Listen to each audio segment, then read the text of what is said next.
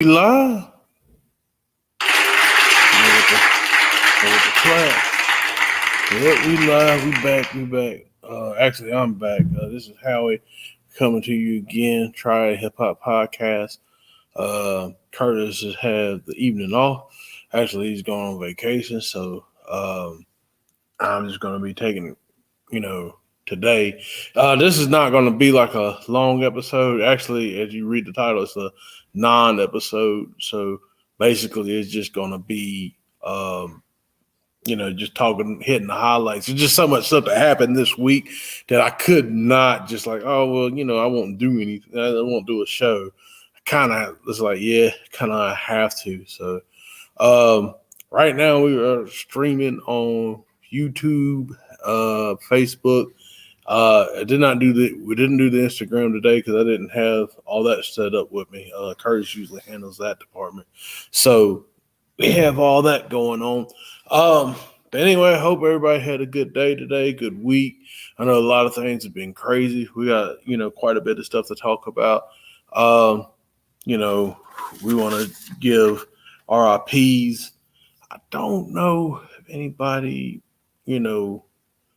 really died. We also, we obviously concerned about DMX.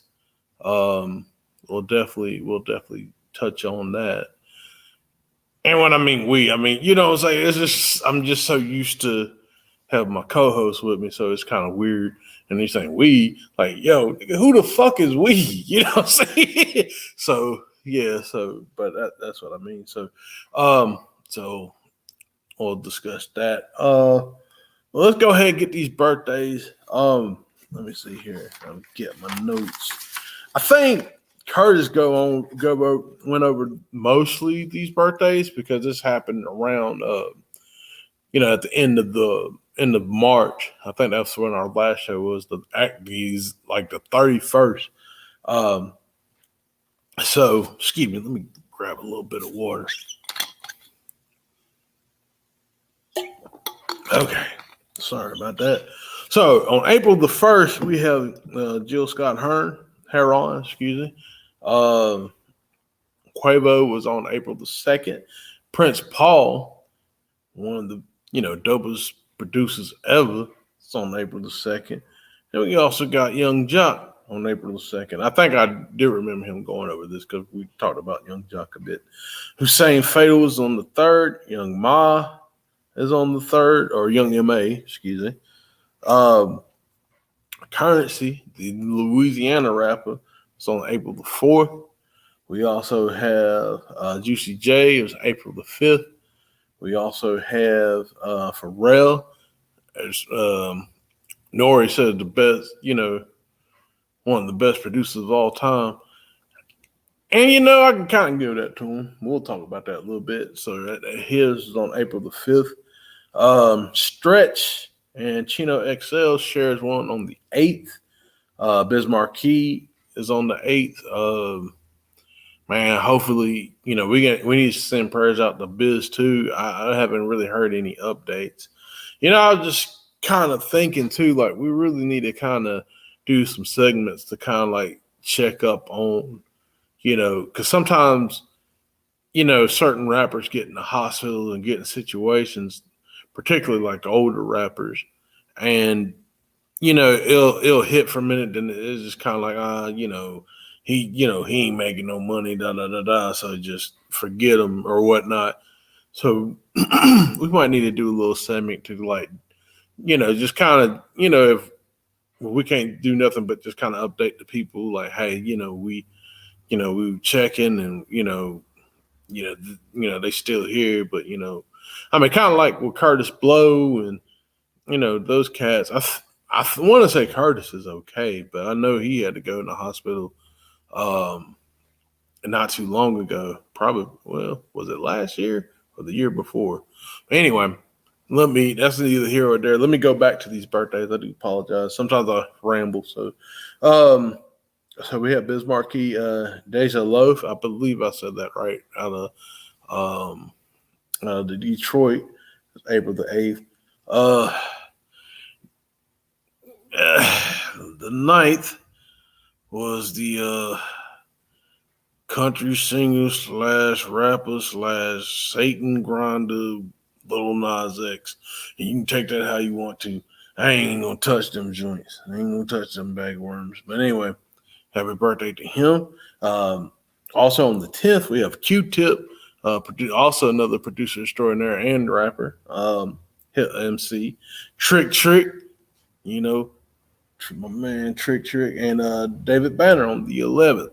So those are the birthdays. I just kind of wanted to do it, around this week. I know we got a little bit more in April, but I just want to kind of cover those.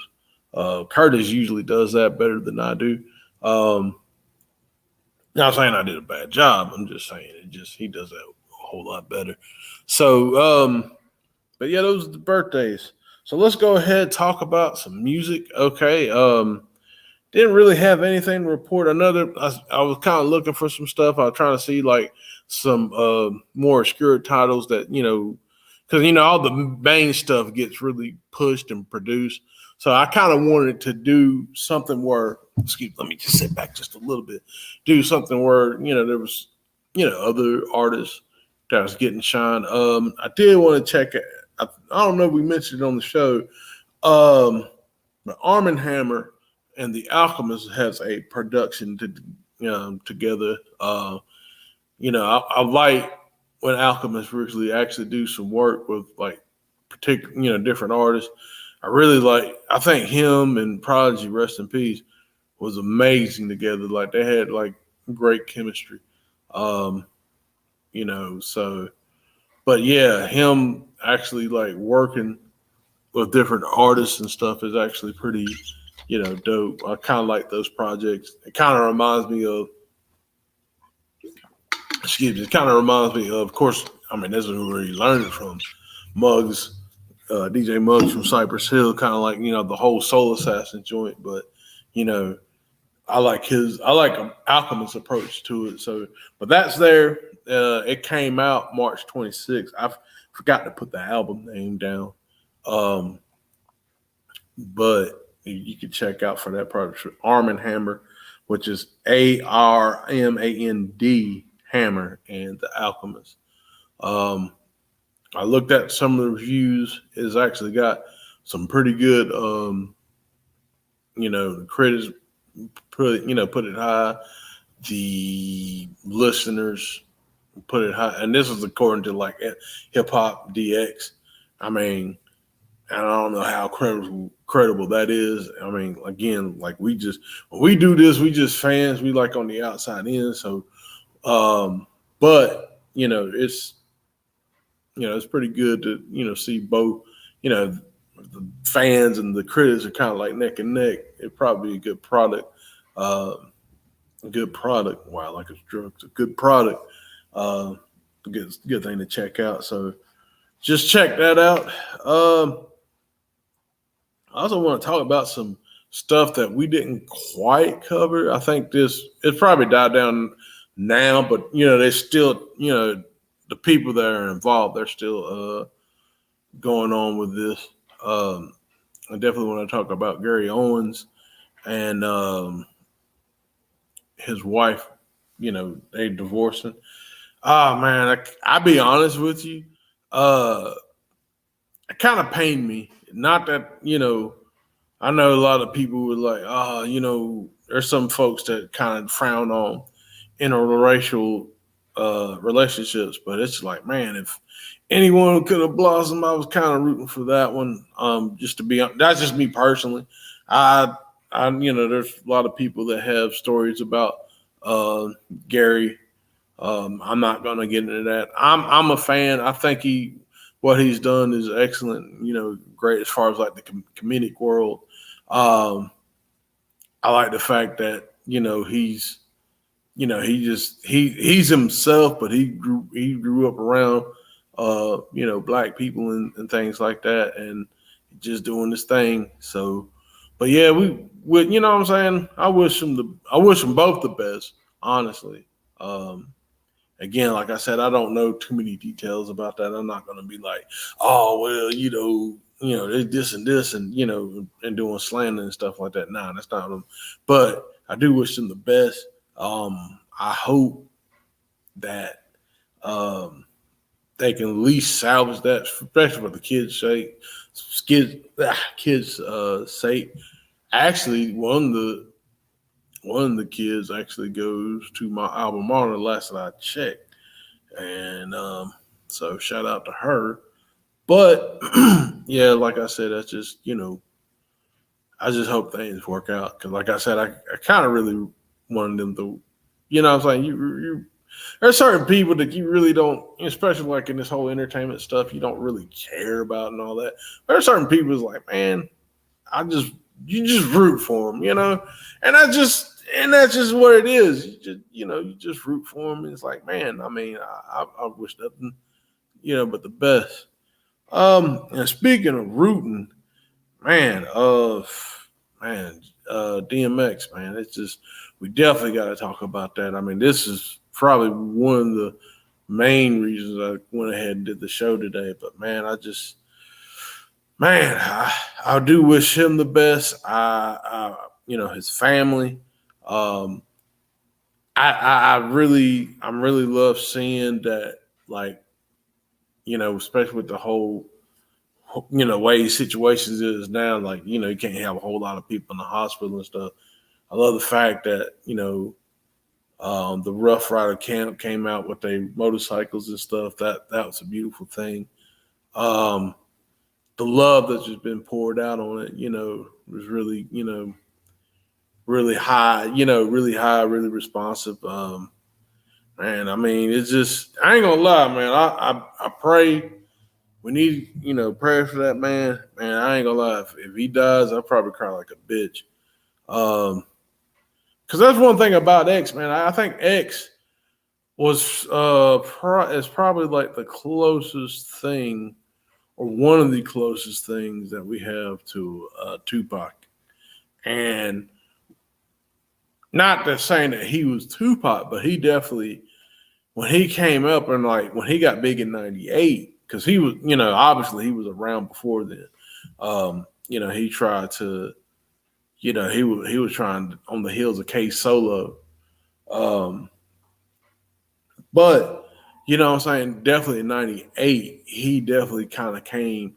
I don't know, and I don't know if it was him knowingly doing that. I don't think he knowingly was doing that, but he definitely kind of came with that Pac cadence. And I think a lot of people kind of gravitated toward him because it was kind of like, he kind of got that energy.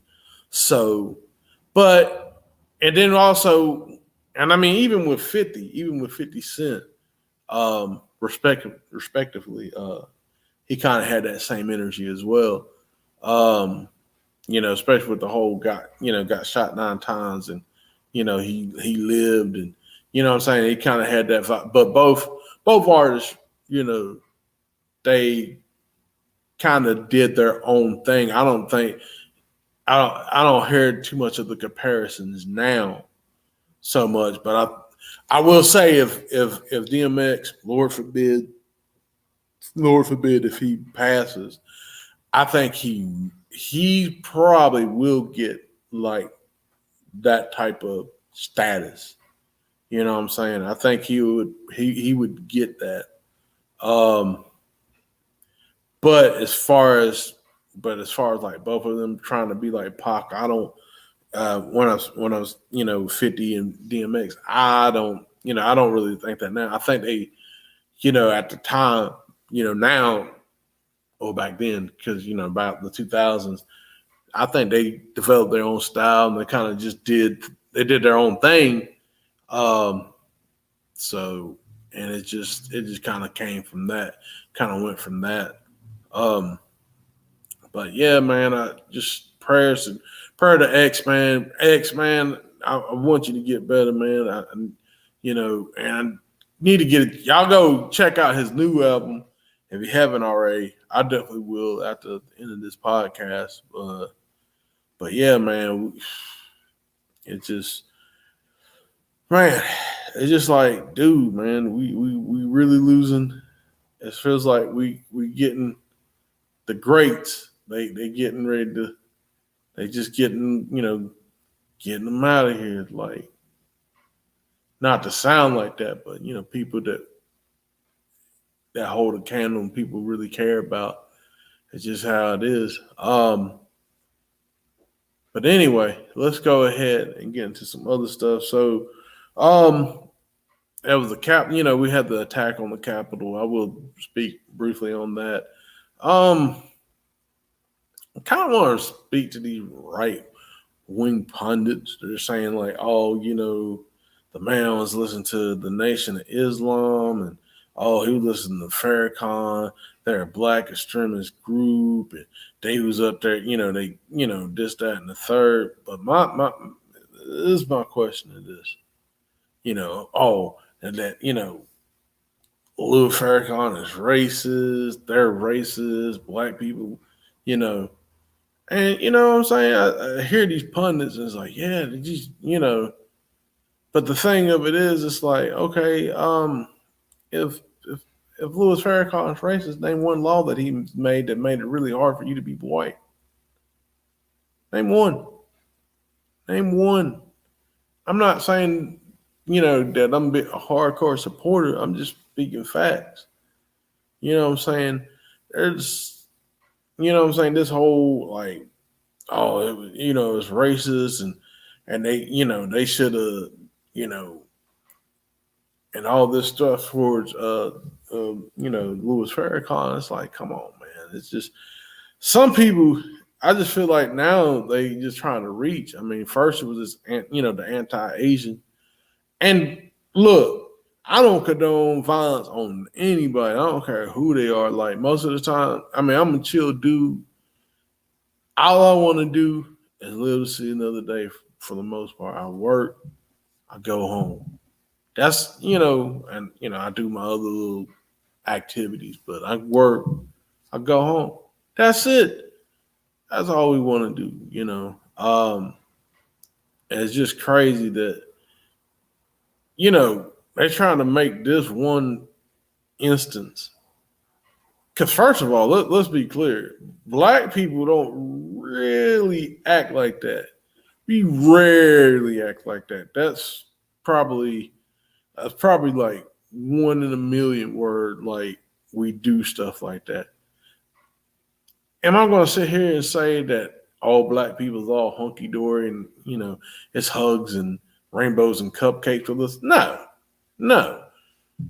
But there's usually a method to our madness for the most part. We don't really do a whole lot of senseless killing. I mean, unless it's each other, unfortunately. But we don't do a whole lot of senseless killing. We really don't. You know what I'm saying? We don't go out and start mass shootings and things like that. Like again, like I said, it's far in between because we know. I'm like Dave Chappelle. We know the law. Like, you know what I'm saying? Like there's certain things like, yeah, we might be on, we might do certain things and we might get caught up, but like, yeah, we're gonna air them, we're gonna air the parking lot out and things like that, and a bunch of other people outside that don't look like us. Now we ain't doing that. We don't really do that too much. So yeah, and that's another speculation and stuff. Other conspiracies saying that he was controlled, this, that, and the third. I'm not getting into that. But that's neither here nor there. And it's sad that the young man, even though that they probably thought, well, he kind of deserved it, Howie, because he was trying to run over this, but it's still sad that it's a loss of life. Not to be like Trump on both sides lost of life. But anyway, it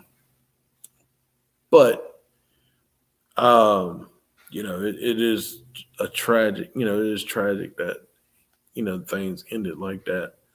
So yeah, man, it's just this whole thing.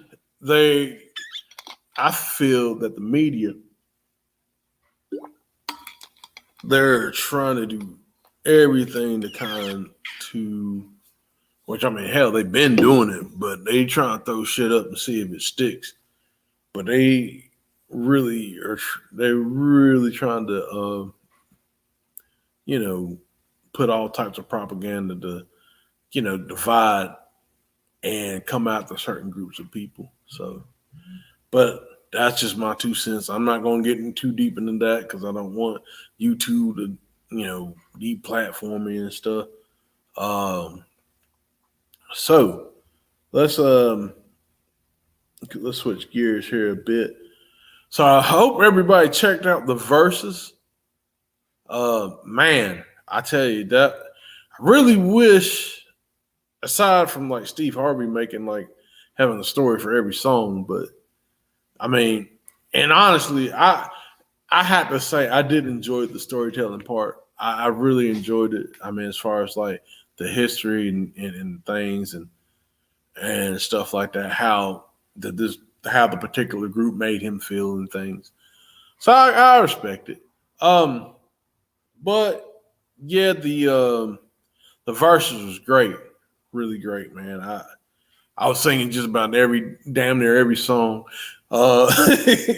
My girlfriend was telling me to shut the hell up and everything. But man, shoot, man, Ron Isley, man, he came out with that voice to Atlantis. That's my joint right there, dude.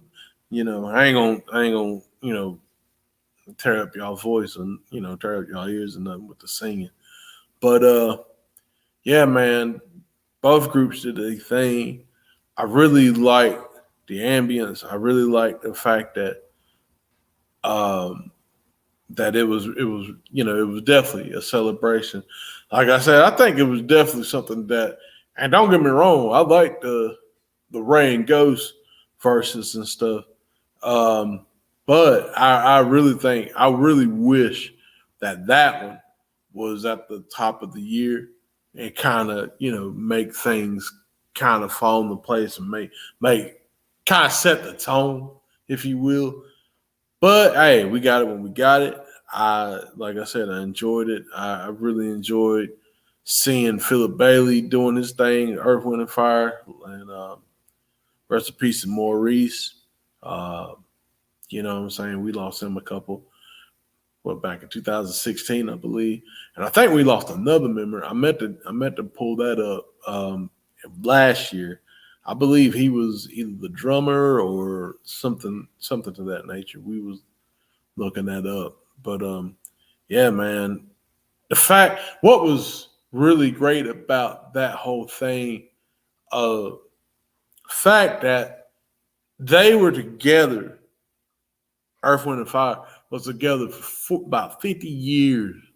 You don't really hear too many groups. You might think of like rock groups that are kind of like that, but they, aside for a couple that passed, they still have their original group, and the Isley Brothers doing their thing. It was great to see them doing the thing as well. I feel, and me and my girl were discussing this. We were feeling that maybe, and this is just speculation. I don't want to be like anything to get out there, but it seemed like that Ron Isley might have a little touch of dementia. We were watching the verses, and when Ernie was, first they were just sitting back letting them play. Then they kind of just got up and started playing, and then when it was their time to go, Ernie would touch Ron to tell him like, okay, we need to get up here and do this.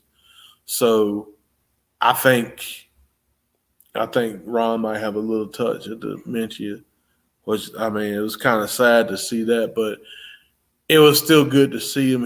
And then too, man, I had to, no homo, but man, him with the teddy bear look, man, like I hope I'll be able to look that good when I be like 70. Just half of that. You know what I'm saying? Ron up there smooth with it, got the beard going. Beard game was tight, you know what I'm saying? He had the cane. That's another thing. The suits that they had, I can't whistle like a motherfucker, but yeah, suits was nice. Suits was nice. So Yeah, man, it was really good to see that. It was really good to have such a celebration of music. Just like I said on my post, I post on my Facebook. Um, the Isley brothers, in particular, I think are definitely Earth, Wind, and Fire as well. But um, I think the Isley brothers, especially when they were playing their stuff from back in like the '60s, like in the battle, they were playing their stuff back in the '60s. That really they're like the living like a living library of music as far as where they had you have a group that had like every different type of music that was coming that was to come out. So you had like that vibe filled with the with like twist and shout and you know shake it up baby and all that other stuff. um you also had like I said, Voice of Atlantis, I got work to do, that type of stuff. um Then in the '80s, you had Love in Between the Sheets. Then the '90s, Ron Osley was doing stuff with, R. Kelly and, even on to the 2000s. So he just had something pretty much. I had something pretty much every decade, uh, you know. And I know people got upset with him doing like the R. Kelly songs, but like, dude, man, you can't. I mean, come on now, like. And then on top of that, if that's what he want to do, the man deserved. I mean, the man done put in work, like to get to where he at now. And y'all gonna be criticizing him for him choosing the song, and he's just singing the song. It ain't like he done anything. You know what I'm saying? So it just, I'm telling you, man. Pretty soon we ain't gonna have nothing left, man. We ain't gonna have no good music, nothing. But yeah, it was good to see that. Also, not to ramble on too long, it was really great to see. Um, it was good that D Nice was the DJ. Shout out to D Nice, BDP. It was great to see that. Um, you know, and he was definitely doing the work, man. Um, I want to shout out Godfrey and the Spice Adams and I can never say my man's name. Is it the Carf? Anyway, the light skinned dude. His name started with A. Y'all know who I'm talking about. But man, them doing that skit, with, and Godfrey up there sounding like, because he sound just like Steve. Like, man, what you say? Yeah, I got a story for everything. I'll tell you, I want to be y'all. All right, I'm gonna stop because my impersonations are just, But anyway, it was really great to see that. It was really great to see them making light of it. It was also awesome to see Phil Bailey doing the Genesis songs. It was cool to see Genesis get up in the battle. Let me clap that up. If I hit the right button, yeah. So it was dope. It was dope to see Genesis go in the battle. Let's break to the next question. Are we ready to have that? Maybe some rock bands going against each other, or will that kill the vibe? Let me know that in the. I guess that could be question of the day, really. Um, so could rock bands start doing this thing? I think if they did that, I think it would probably be. I think it'll be messed up because I don't. Not it's just especially like when we do stuff, and I'm not knocking rockers or anything like that. I mean, I rock with the best of them. You know what I'm saying? I enjoyed Nirvana, Alice in Chains, all that stuff, but um, I just think it would be a different vibe. You know what I'm saying? I would like to see it at some point. I mean, I think it will happen, but you know, I mean, who would be the only thing is like the demographic and who would that pick up? But it'd be interesting to see that. But anyway, going back. But yeah, man, it was really an eventful night. Man, 4 hours, dude. They were not playing no 90 minutes. Not maybe at a little bit at the first, but nah, they were giving like whole live concerts, son. Like, nah, you gonna get this for free. And then like my man Ernie with the guitar, like, yo, like he wanted to play, man. He's like, yo, I do this. Like you can see it. And a lot of people don't know, and some people probably do, but I think Ernie was Jimi Hendrix's mentor. Jimi Hendrix used to tour with the Isley Brothers back in the day, and I think he learned a lot of stuff from Ernie or vice versa. I don't know how the story goes, but they are both. I want to say they're both left-handed, so I think they learned like a lot of tricks from each other. Now I might be wrong about that, but I do know that Jimmy used to, tour with them. But yeah, man, it was really good to see that. It was a good celebration. Again, like I know a lot of people heckle Steve Harvey. I was happy to hear him say, like, yeah, this ain't no Family Feud. Like, this ain't Family Feud, Steve. This is Steve at the Raw. You know what I'm saying? And him really enjoying it. And I think they, even though, like I said, people gave him flack and all that stuff, I think they did a good choice of making him the host. I think Steve makes an excellent host. I don't care what people say, love him or hate him. He makes an excellent host, no matter what you do. So I think that was great that he did that. Okay, so enough about that. We're going to go ahead and talk about the upcoming versus Red versus Meth. Yeah, man, excited to see it. I don't know if they're gonna. I mean, I know they're gonna do their own thing. Will they top the Earth, Wind, and Fire and the Isley Brothers? I don't know. I mean, I think they're just gonna do stuff in their own way. Obviously, excuse me. I'm looking forward to it. I would love to see. I definitely love to see Redman do. I tell you what. Another question. What's going to be the first 10 songs that Red and Meth going to do? What's going to be the first songs that Red and Meth going to do? Followed with another question. Time for some action or Method Man? The METHOD man song. Time for some action. I don't know, man. That song, I mean, don't get me wrong, Method Man was explosive. The METH, but Time for Some Action, man, that was that track too. I think they would go neck and neck. I think I might, if I was, you know what I'm saying, if I was judging, I think I would probably give a slight to the Method Man song because of the time.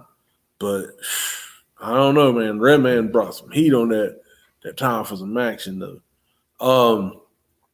But yeah, man, first 10 songs, I have to see that. And I really think this will be more of a, it'd still be a celebration, but I think it'd be a better battle. Not necessarily a better battle, but I think as a listener, as an audience, I think you appreciate this one a little bit more than, let's say, like the Ghostface and Ray, because they did so much collaborative stuff together. Yeah, they did separate stuff, but most people don't really see them separate. If you usually see one, you see the other. Red and Meth, yeah, you got Meth and Red hanging out. They do stuff together, but you definitely hear them doing separate projects. Like you can actually kind of separate the two. And I mean, that's just my opinion. I feel like we'll get a good show. Redman's a hell of a MC. Method Man is definitely improved as an MC. We talked about that on the podcast here. if go back, listen to The Saga Continues. I think that came out 2017. But yeah, man, I mean, I'm looking forward to it. I hope that I don't know who be the DJ. It'd be great if DJ Night, if D Nice was doing it again. But they probably bring their own DJs, which that'd be fair. But yeah, man, I'm looking forward to it. And then we'll go from there. Hopefully we'll get some more, some doper. Let me rephrase that. Hopefully get some more acts that that more people be wanting to see. I really like to see some more old school acts, but I also I would like to see Rick Ross go at somebody again. I think, excuse me, I don't know if it's Dustin here or not. I think putting him up against like 2 Chainz, I don't. I would say like this. I think the people that put that together, I'm not gonna say they didn't know what they were doing, but yeah, they definitely should have put somebody. Cause I had to give it to Ross, man. Ross got some bars. I wasn't a fan of him at first. I wouldn't say I'm a diehard fan, but I understand why people like him now. It took me a minute, but I understand. And also one thing about him, I believe he's one of those that really works well with just about anybody. I was just, speaking of, I was just going back today listening to the Smith and Wesson album. Didn't know that he was on there, you know what I'm saying? And went to listen to it, because I just kind of had a feeling to listen to like Bucktown today for whatever reason. Kind of put that on, and then I was on Spotify, and then I saw, oh, I forgot about that this album came out 2 years ago, and yeah, man, I enjoyed it. I'm glad that it came out 2 years ago, and it sounds like it could have came out today and it'd been all right. Not that 2 years ago is hell, compared to what we went through, hell, 2 years ago was about 10 years ago, the way shit is now. But it's still cool that it held up. Definitely soulful rap music, if we can say it, that soulful hip hop music. And you could definitely hear in their rhymes that not that they were immature, but you could tell that they've grown. And that, what I'm saying? That's what I appreciate, especially being an older person who still loves this art form, who still enjoys, listening to MCs and stuff. I feel, it was really great to hear that, and definitely, hear people on the track, like the Rhapsody, Rick Ross, and other stuff. But anyway, going back to the verses, because I kind of sidetrack. I know I do that a lot. It's like, oh, I'm gonna do this, and then we're gonna run over here. So, but yeah, the Red and Meth, we'll see. Don't forget to like, share, and subscribe. Hit the notification buttons. I want to say, I know that we've been doing this for a while and it's slow growth. But hey, we got 100 some subscribers. I want to say thank y'all for rocking with us. Help us get 100 more. And don't be afraid to tell us what you want to see in the show, because we definitely try to be to respond to that and be responsive to that. We're working on trying to get some more equipment and things. We definitely want to polish it up. I know this is looking rough with the whole warehouse background, looking like we in some scary movie and shit. But what I'm saying, this is a little location that I use for special purposes and things like that. So, but yeah, just like, share, subscribe. don't forget to check us out. Follow us on Facebook. We have an Instagram page. We have a Twitter page. We're on the Anchor app, which goes through Spotify as well. So yeah, just don't forget about us. Don't forget about us. Write us every once in a while. Mail us some. Well, not literally. I'm just saying. Right. But I think this is going to do it. Like I said, I didn't want to be too long winded. Definitely want to talk all those topics. Again, we need to keep DMX in our prayers. I'm hoping, I'm definitely wishing him a speedy, Godspeed and a speedy recovery. Yeah, it's just crazy that happened on 4-3-2-1. I know people talking about that because the whole, when he came out, the 4-3-2-1 thing. But anyway, just want to, say thank you. We appreciate you. This is episode 16. No, because this is not an episode. Just I guess we'll make it a bonus. And you can tune in tonight. Those who are out there, you can tune in to the audio of this podcast. I will throw it up on Anchor. It should be sometime before 9. I say 9-ish, just kind of cover things, but it should be up before 9. Lord willing. So this is your boy Howie from Triad Hip Hop Podcast. Appreciate you watching. Thank you for taking time out with us today, and we'll catch you on the next one. Peace.